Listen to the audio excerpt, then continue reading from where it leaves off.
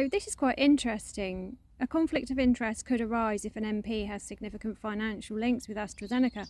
Now, when I first became aware that Alan Mak, a Conservative seat holder since 2015, he took the baton from David Willetts, Lord David Willetts as he's now known, another Conservative MP who was anti-holistic, anti-homeopathy, anti-integrated medicine, like most Conservative elitists have been. As we know, there's NHS England, who were largely, mainly, likely 100% Conservative elitists who were exploiting the NHS under NHS England name, which was still the NHS, to target the holistic and alternative medicine so that it no longer existed in the NHS. It was, the hospitals were no longer accessible. They've all been closed down.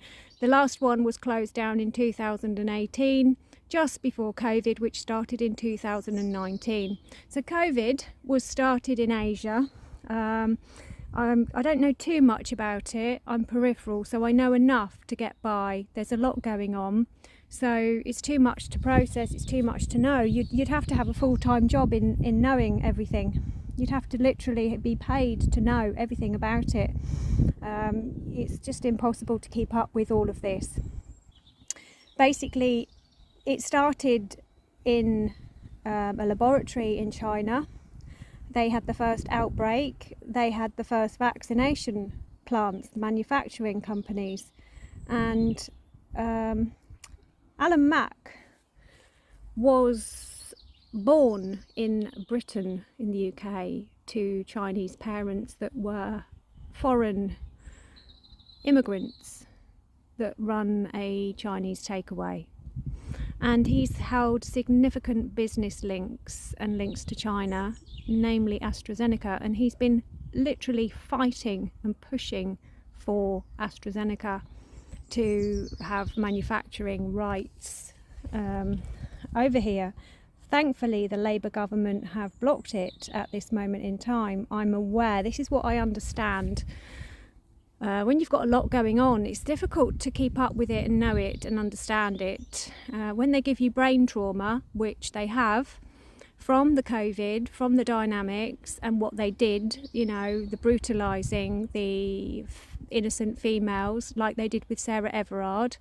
They brutalised the innocent females, targeted them, and sadly she didn't survive that.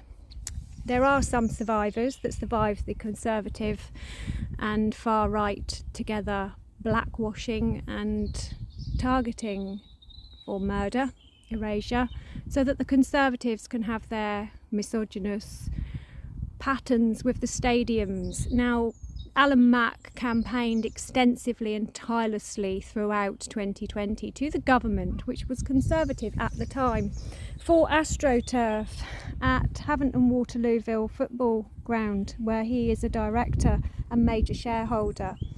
That he was with another director and major shareholder who had significant business value locally in the borough of Havant, namely Hayling Island. And they were together with that, and they were major sponsors. And so they suppressed the holistic female, the holistic example of a human being. They legalised the Conservatives globally. It was a Conservative terrorism attack on planet Earth, where they legalised a certain version of a human being based in stadiums, namely football and AstroTurf and vaccines and manufacturing plants for billions of pounds at the expense of the population, so that we would have a degraded apathy disease state, and people would be exploited for stadiums.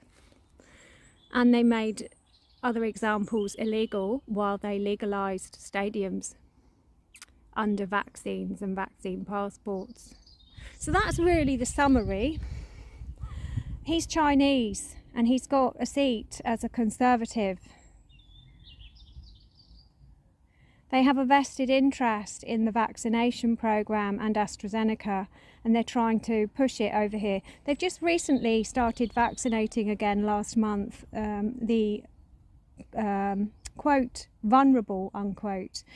They're not vulnerable, really. The vulnerable are the targeted, the vulnerable females that have been made homeless, the children that have been targeted, anyone that's under a blackwash, anyone that's disabled and is struggling, you know, they're the vulnerable. Elderly people, whilst they're elderly and they should be respected, like, you know, we all should, they're being cared for in old people's homes, care homes. All their needs are met.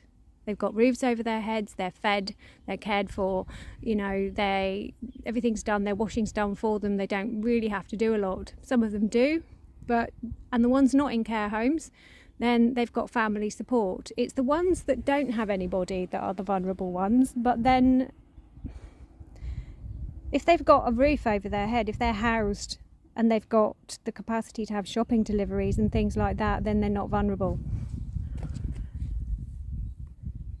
What constitutes vulnerable, and do we need to do these vaccines? They want to have all the children vaccinated. The amount of vaccines they're trying to push on pregnant women is very, very alarming.